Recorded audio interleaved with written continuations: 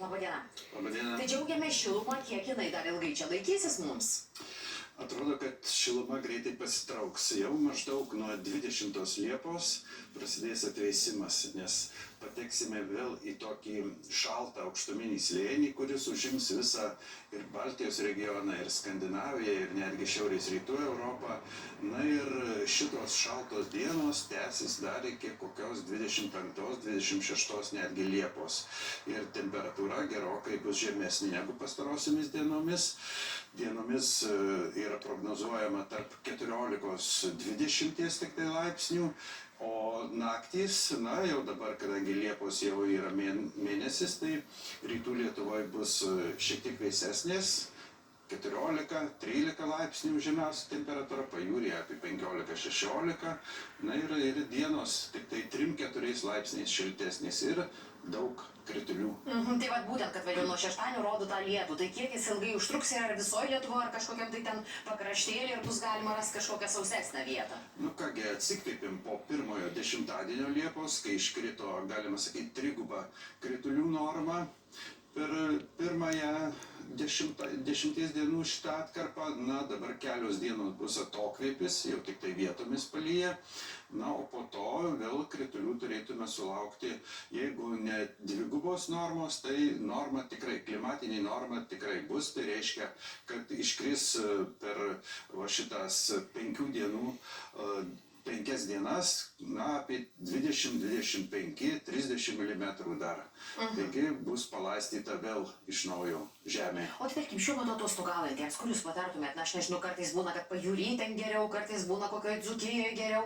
Tai ar yra ta vieta, kur dar gali žmonės nuvažiuoti ir tikėtis geresnio oro? Ar jau dabar jau čia ta gera savaitė bus jau toks vėsus oras ir lietus? Kadangi dabar pasisuks vėjai iš vakarų, šiaurės vakarų, tai praktiškai visoje Lietuvoje bus vėsu ir skirtumai tarp pajūrio ir vidurio Lietuvos, rytų Lietuvos gali būti nedaugiau kaip 1-2 laipsniai. Ir jau dabar pajūris nepasižymės kaip kad pavasarį žemesnė temperatūra. Ten netgi naktys bus šiltesnės 1-2 laipsniais negu kitoje Lietuvos dalyje, o dienos irgi labai panaši temperatūra ir pajūryje, ir kitur Lietuvoje, taip kad pasirinkti geresnę kažkokią vietą praktiškai, na, čia bus neįmanoma. Jau šitas 5 dienas reikės išgyventi ir O gal po tų 5 dienų, nes jūs minit irgi Liepos 25 dieną, ar paskui dar Liepa atšils, ar jau tokia jau Liepa dabar ir tęsis? Tada jau nuo 25-6 dienos pradės temperatūra kilti ir jau numatoma, kad netgi temperatūra dieną bus apie 25 laipsnius plius minus ir naktys taip pat šiltesnės jau. Taigi, na, pati pabaiga Liepos turėtų būti geresnė negu kad ateinantis 5 dienų laikotarpis. Na ir ta Liepa tokia čia ir lietinga, ir nelabai čia daug retkarčiais to šilumos gaunam, matyt, toliau vėl čia nežinia kaip. Koks bus rugpjūtis? Nes matyt, žmonės, na visgi, tikisi to šilumos ir dar kažkokių tai šiltų atostogų.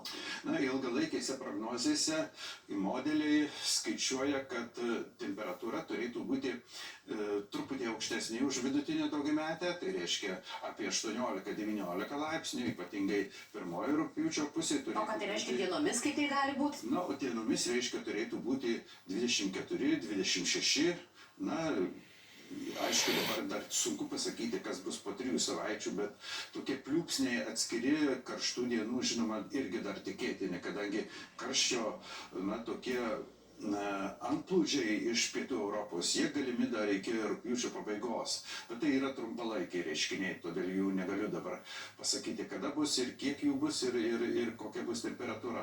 Na ir bus jau aukštesnė temperatūra naktimis, nes jau bus ir jūra šiltesnė, taip kad pajūryje, sakykime, Liepos pabaigoje ir rugpjūčio mėnesį tikrai turėtų būti malonių dienų ir šiltas vanduo Baltijos jūros jau dabar jisai yra pasiekęs 18 laipsnių. Ir tada rugpjūčio mėnesį irgi bus tarp 18 ir 20, tikėkimės, taip kad, na, turėtų būti dar ir atostogaujantiem gerų dienų. Na, smagu girdėti ir dėkui už pokalbį.